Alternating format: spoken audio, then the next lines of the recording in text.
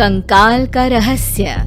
चौरा गांव के खेतों में इन दिनों खुदाई का काम चल रहा था। असल में इसी गांव से होकर एक अच्छी सड़क गुजरनी थी, इसलिए यहाँ खुदाई शुरू की गई थी। अचानक एक दिन खुदाई करने वाली मशीन से कुछ टकराता है। बाद में जब खोजबीन की जाती है तो वहाँ से 2 कंकाल मिलते हैं। पुलिस गांव के लोगों से पूछताछ शुरू करती है। आप लोगों को क्या लगता है ये किसके कंकाल हो सकते हैं?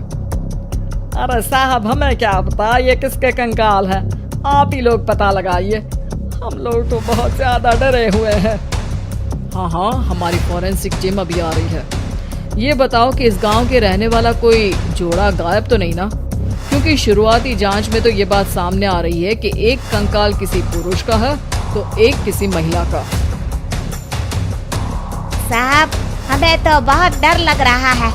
ऐसे कंकाल मिलने का मतलब गांव के आसपास ही किसी की हत्या हुई है या फिर किसी को जलाकर मार डाला गया है। हाँ साहब, हम अपने परिवार को लेकर बहुत ही ज्यादा परेशान हैं। देखिए, आप लोगों की परेशानी हम समझ सकते हैं, लेकिन आप लोगों को पुलिस का सहयोग करना होगा, क्योंकि आपके सहयोग के बगैर हम ये पता नहीं लगा सकते हैं कि आखिर ये किसके कंकाल है और इनकी हत्या किसने की। ठीक है साहब, गांव के लोग आपका पूरा सहयोग करेंगे। हाँ साहब, पूरा सहयोग करेंगे। तो फिर ठीक है, हम अपनी जांच शुरू कर देते हैं। कुछ दिन बाद जांच रिपोर्ट आ जाती है। पता चलता है कि ये कंकाल करीब 20 साल पुराने हैं, यानी 20 साल पहले किसी जोड़े की हत्या कर शव को यहाँ पर दबा दिया गया था। इंस्पेक्टर राघव, ये बताओ कि 20 साल पहले की मर्डर मिस्ट्री क्या आप सुलझ सकती है? हाँ सर, क्यों नहीं, लेकिन अब सबूत और गवाह काफी मिट गए होंगे। मुश्किल तो होगी, लेकिन शायद किसी परिवार को इंसाफ मिल सके। इंस्पेक्टर राघव, आप बिल्कुल सही कह रहे हैं। किसी परिवार को तो इंसाफ मिलेगा ही और किसी को उसके किए की सजा भी मिलेगी। जी सर, मैंने तो जांच शुरू भी कर दी है। 20 साल पहले इस गांव के 2 जोड़े अचानक कहीं गायब हो गए थे। मैंने दोनों ही परिवारों के बाकी के सदस्यों से बातचीत शुरू की तो उन्होंने बताया कि उनके बच्चे शहर गए थे, लेकिन आज तक वापस नहीं लौटे हैं। लेकिन ये दोनों शव किस परिवार के सदस्यों के हैं, ये कैसे पता चल सकेगा? सर, मैंने डीएनए टेस्ट करवा लिया है। आज शाम तक इसकी रिपोर्ट भी आ जाएगी। अच्छा, ठीक है। उसी शाम को सर, डीएनए रिपोर्ट के मुताबिक ये दोनों ही लाशें चौरा गांव के रहने वाले प्रधान सुल्तान सिंह के बेटे और बहू की है। लेकिन इनकी हत्याएं किसने की है, ये कैसे पता लगेगा? इसी का तो पता लगाने की कोशिश में जुटा हूँ सर। आज सुल्तान सिंह से मिलने भी जा रहा हूँ। मेरा बेटा और बहू तो मेरे लिए सिर्फ यादों में ही रह गए थे। हमें उनकी लाशें तक नहीं मिल सकी थी। आज 20 साल बाद उनके कंकाल मिले हैं। मैं अब किसके लिए जीऊं?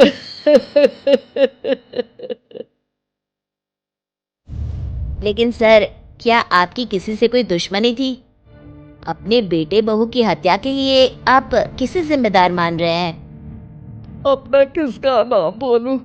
मैंने तो किसी से दुश्मनी नहीं थी, बस मेरे बेटे बहू को कोई वापस ला पाता।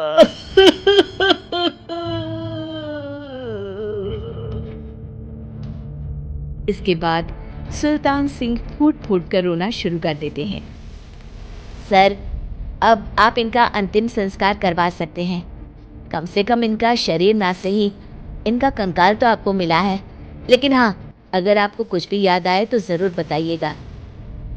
मेरी तो बेटा अब उम्र हो गई है, लेकिन मेरे बेटे और बहू के हत्यारों का जरूर पता लगाइएगा, क्योंकि जब तक हत्यारे पकड़े नहीं जाएंगे मेरा मन नहीं मानेगा। सर, हमारी पूरी कोशिश रहेगी हत्यारे को पकड़ने की।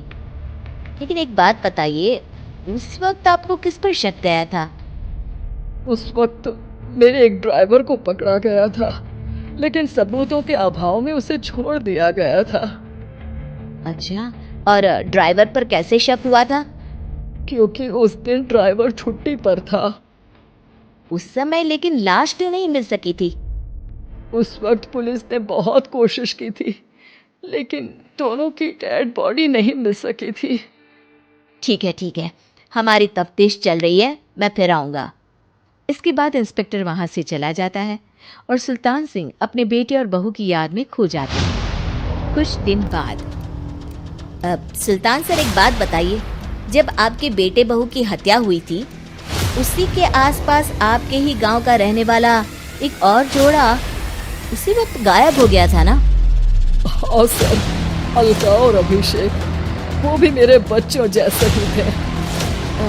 तो फिर वो कहाँ है?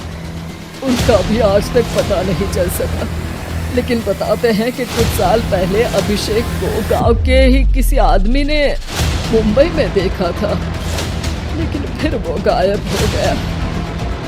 यानी अभिषेक और अलका की हत्या नहीं हुई थी, बल्कि उन्होंने किसी वजह से खुद ही गांव छोड़ दिया था। हाँ, हो सकता है, क्योंकि अभिषेक मेरे बेटे संतोष का अच्छा दोस्त था और उसका मेरे घर भी आना जाना लगा रहता था। हो सकता है कि उसने मेरे बेटे और बहू के बारे में सुन लिया हो और ये गांव छोड़ दिया हो सकता है। उनके परिवार का कोई अब नहीं रहता क्या इस गांव में? अब तो कोई नहीं रहता। एक चाचा थे, लेकिन उन्होंने भी अपना पुश्तैनी मकान बेच दिया है। वो भी अब कहीं शहर में ही बस गए हैं। ओह, अभिषेक और अलका के बारे में भी पता लगाना होगा। हो सकता है कि वही इस हत्या के बारे में कुछ बता सके। हो तो सकता है, लेकिन वो बेचारे तो खुद ही वक्त के मारे थे, वो क्या बताएंगे। फिर भी सर, जब केस दोबारा खुला है तो जांच तो करनी ही पड़ेगी, और इस बार तो लाशें भी बरामद हुई है। कुछ दिन तक लगातार तफ्तीश चलती रही। एक दिन थाने से सुल्तान सिंह को फोन आता है। हाँ, कौन बोल रहा है? सर, मैं कांस्टेबल तुलाराम बोल रहा हूँ थाने से। आपको थाने आना पड़ेगा। थाने? लेकिन क्यों? सर, किसी की पहचान करवानी है। अच्छा ठीक है, मैं दोपहर तक पहुंचता हूँ। सुल्तान सिंह दोपहर में थाने पहुंचता है।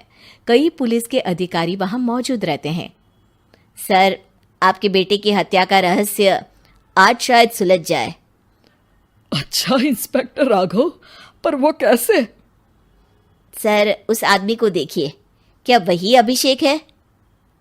सुल्तान सिंह की आंखों में हैरानी से आंसू आ जाते हैं। हाँ सर, यही अभिषेक है। ये आपको कहाँ से मिला? सिर्फ अभिषेक ही नहीं, बल्कि इसकी पत्नी अलका भी इसके साथ है।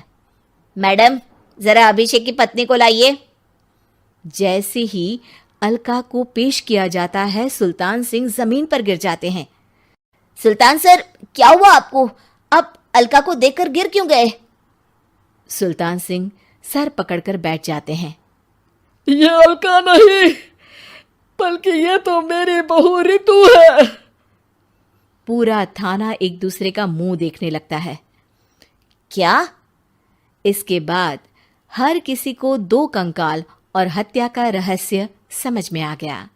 अभिषेक और रितु ने मिलकर संतोष और अलका की हत्या की थी और लाश को जमीन के नीचे दबा दिया था।